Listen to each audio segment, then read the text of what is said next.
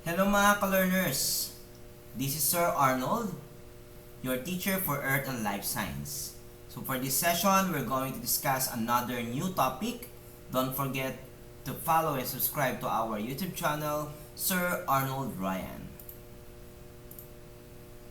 Alright, so our topic for today is all about the Earth as a unique planet. And hopefully, you will learn a lot from this. Our lesson objectives are the following. At the end of the lesson, you as our students should be able to recognize the uniqueness of the Earth being the only planet in the solar system with properties necessary to support the life. Now, I have a simple question. Why is Earth the only habitable planet in the solar system?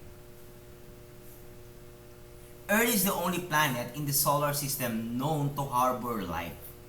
Our planet has molten nickel iron core, give rise to an extensive magnetic field, which, along with the atmosphere, it shields us from harmful radiation coming from the sun. You will understand along this discussion why is it the Earth is called as the living planet.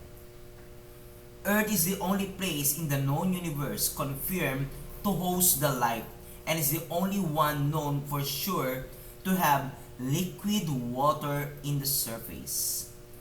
The reasons are liquid water, plate tectonics, and has atmosphere that shelters it from the worst rays of the sun. Earth is the only planet in the solar system that has a large amount of liquid water, about 70%. Because of this, sometimes Earth is called as the blue planet. Again, my dear learners, planet Earth is habitable because it has the right distance from the sun. It is kept as warm by an insulating atmosphere and has the right chemical ingredients for life, including the water and carbon. It can provide water, oxygen, useful biological products for human, and has suitable weather and climate. Let's discuss first liquid water. Liquid water, life would not have begun without water. All the living things, from tiny cyanobacteria to giant blue whales, need water to survive. Without water, life as we know would not exist. And life exists whether there is water. All organisms, like animals and plants, use water. Salty or fresh, hot or cold, plenty of water or almost no water at all. Water is the most abundant molecule in cells, accounting for 70% of more of the total cell mass.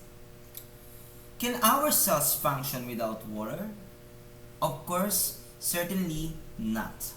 The presence of water allowed the first photosynthetic organisms to thrive. The cyanobacteria is an organism that needs sunlight, carbon dioxide, and water to produce biomass and oxygen. Cyanobacteria, by the way, ay tinatawag din po nating blue-green algae. These are just microscopic organisms found naturally in all types of water. Now, where does water come from? Scientists believe that water on Earth came from two possible sources: volcanism, which is the eruption of molten rock from the inside the Earth to the surface. Dito po sa volcanism, it happens because of Earth's internal heat and associated with tectonic processes and part of the rock cycle. Volcanic eruptions happens when molten lava reaches the surface of the Earth.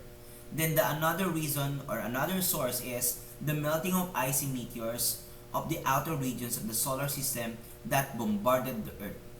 As we have seen, the comets, asteroids, meteorites are surviving remnants from the processes that form the solar system. The planets, moons, and the sun, of course, are the products of the formation process, although the material in them has undergone a wide range of changes. Next is, scientists believe that water also has big importance. Earth is situated in a habitable zone, or what we call Goldilocks zone. The habitable zone is the area around the star where it is not too hot, not too cold. Again, not too hot, not too cold, for liquid water to exist on the surface of surrounding planets. The distance Earth orbits the Sun is just right for the water to remain a liquid. The distance from the Sun is called the habitable zone, or what we call the Goldilocks zone. Next, what will happen if the Earth has been located a little farther or nearer to the Sun? Of course, the water would exist as ice crystals if farther from the Sun, or if nearest to the Sun, of course it will have a thick atmosphere. Now, we also have the heat source. The heat drives the different systems necessary to support life on Earth. What are the two sources of the heat on Earth? Of course, we have the internal heating and the external heating. A heat source is anything that can heat up a spacecraft or anything. Heat sources can be external from outside or internal from inside. External heat sources include like the sun, reflected sunlight from planets and moons, heating by friction when traveling through an atmosphere or gas clouds, and of course, release heat from the planets. Yung internal heat naman, mga ka-learners, is often generated by the crop propulsion or electrical systems. And of course, some friction can provide heating as well. Heat coming from the Earth is caused by plate movement and volcanism. And of course, the heat coming from the Sun is the form of radiation which enters the Earth. Some of the heat from the Sun is trapped by layers of gases that envelopes the Earth, known as what we call the atmosphere. Ang ating atmosphere, mga ka-learners, is responsible yan sa occurrence of the greenhouse phenomenon, a natural process which maintains the heat. Now, we're talking about the atmosphere na rin. The atmosphere is a vital part ng photosynthesis. How important is photosynthesis din sa ating mga tao? Ang photosynthesis, mga ka-learners, it ensures the adequate amount and flow of gases on Earth. Photosynthesis is really critical for the existence of the vast majority of life on Earth. It is the way which virtually all energy in the biosphere becomes available to living things. Para sa mga producers natin, photosynthetic organisms form the base of Earth's food webs and are consumed directly or indirectly by all higher life forms. What will happen if Earth has no atmosphere? Kapag wala tayong atmosphere, mga ka-learners, the average surface temperature would be below freezing. Without an atmosphere, a planet would receive an extreme amount of radiation. Therefore, ang existence ng atmosphere is mainly due to a planet's gravity, which pulls the atmosphere from being carried by the solar radiation. And remember, my dear students, mga ka-learners, Earth is the only planet in the solar system known to harbor life dahil molten nickel iron core gives rise to the extensive magnetic field, which along with this is the atmosphere, which shields us from harmful radiation coming from the sun. At ang Earth lamang ang living planet. Earth is the only place in the known universe confirmed to host the life and the only one known for sure to have liquid water in the surface. Dahil po sa iba't ibang dahilan.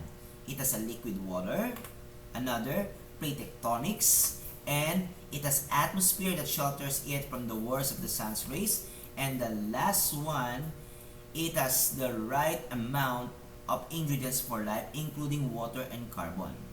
Habitable yan. Yan yung mga characteristics niyan, kaya siya habitable for these reasons. Yung distance niya from the sun, protecting us from the harmful solar radiation, by its magnetic field, and it kept us warm by insulating the atmosphere, and it has the right amount of ingredients for life, like water and carbon. Now, let's proceed with the factors that makes a planet habitable. We have the temperature, water, atmosphere, energy, and nutrients. So mga ka-learners, isa-isahin natin to. First is the temperature. Temperature and the water na rin, pagsabay na natin. Ang ideal temperature to support life is between 15 degrees Celsius to 115 degrees Celsius. The Earth is a Goldilocks planet because it has the right distance from the sun, which allows the temperature for liquid water to exist.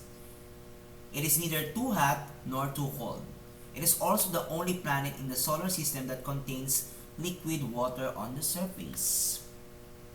Sa water naman, mga ka-learners, water is really essential to all life forms. Atmosphere. The Earth's atmosphere keeps the surface warm and provides the chemicals needed for life, such as nitrogen, carbon dioxide, and oxygen. It also protects all organisms on Earth from harmful radiation and small to medium-sized meteorites.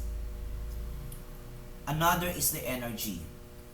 The Earth has a steady source of light energy and contains energy-rich chemicals. With a steady input of either light or chemical energy, cells can run the chemical reactions necessary for life. Next, we also have nutrients. The Earth has mechanisms that circulate nutrients. Some of these include the water cycle, the atmosphere, and volcanism. Now, let's proceed with another topic, which is the subsystems of the Earth. And in this topic, we have the following objectives.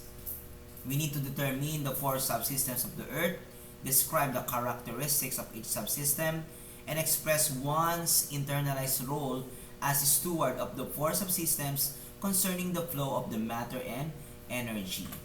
Take a look at this picture, my dear learners. Everything in Earth system can be placed into one of the 4 major subsystems: land, water, living things, or air.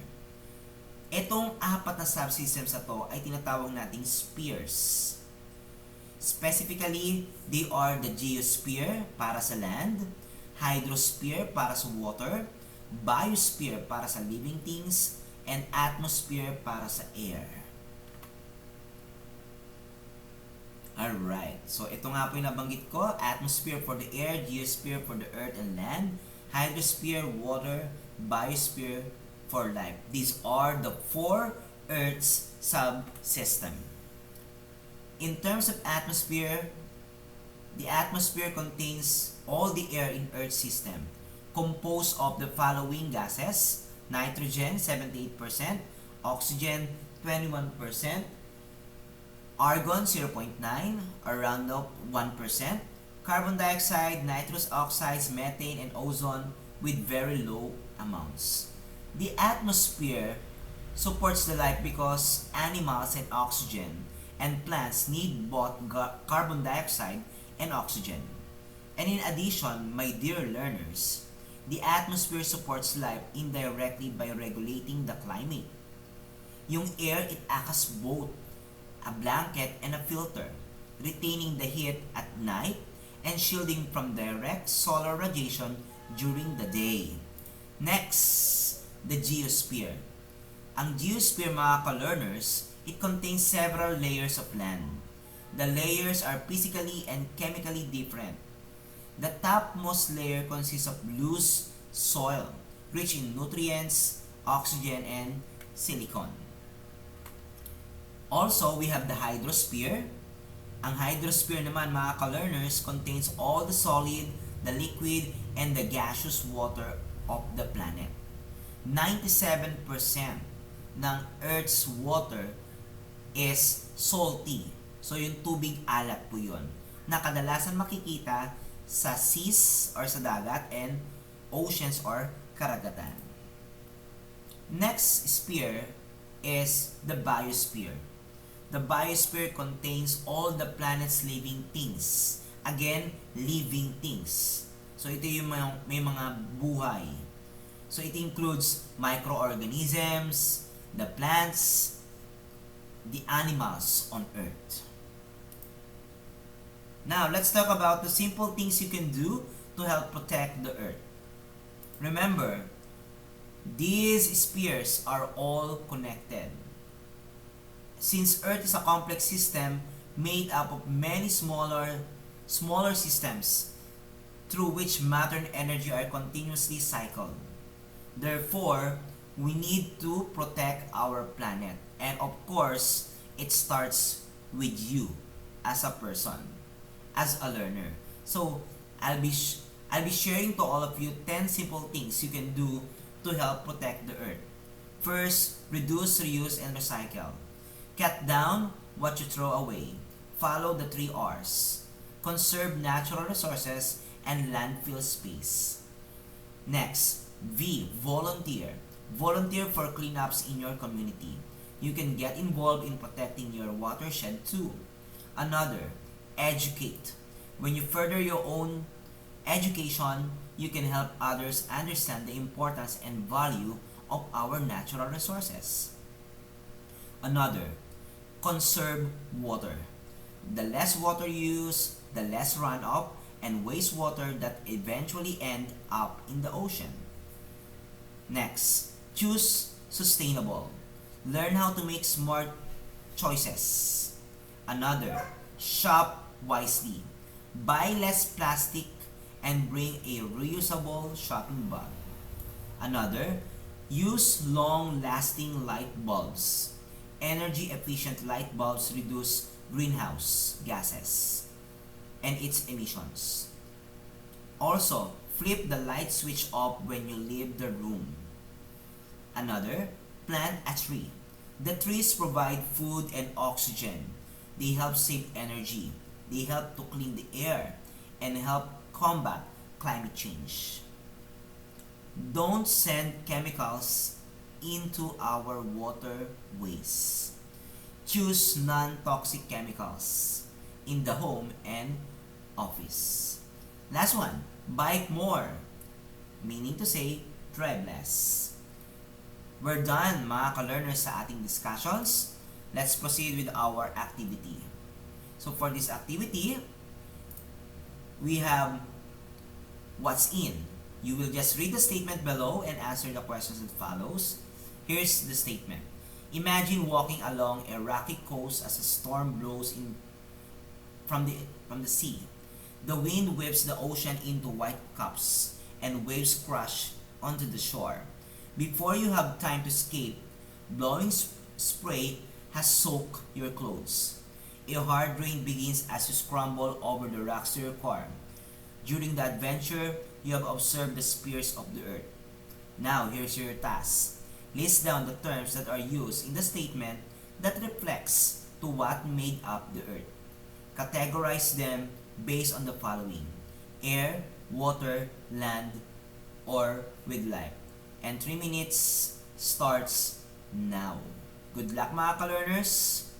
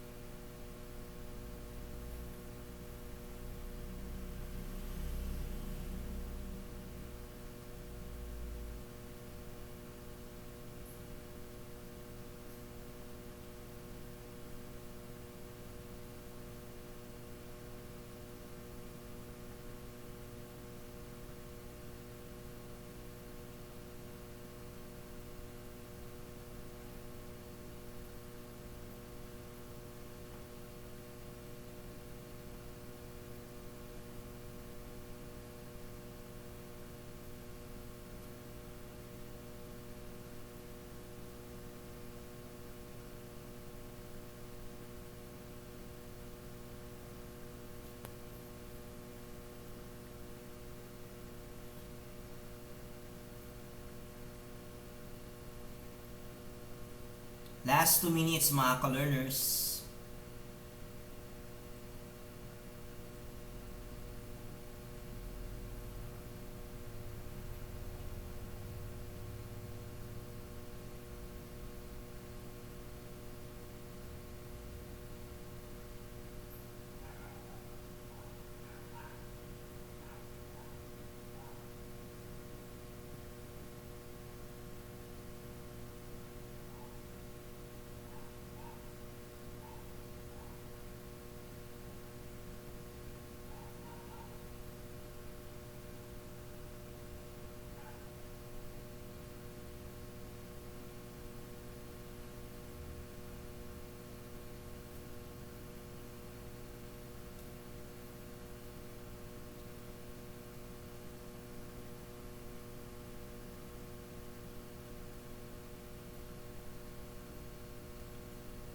Last 1 minute mga ka-learners.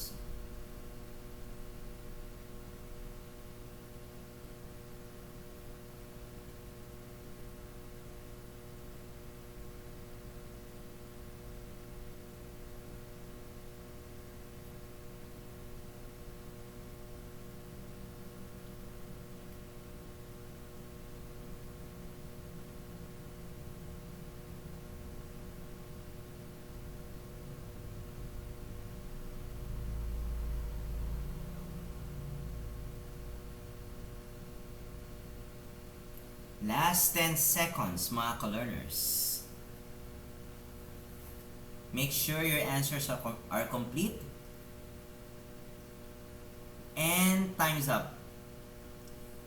Thank you mga ka-learners.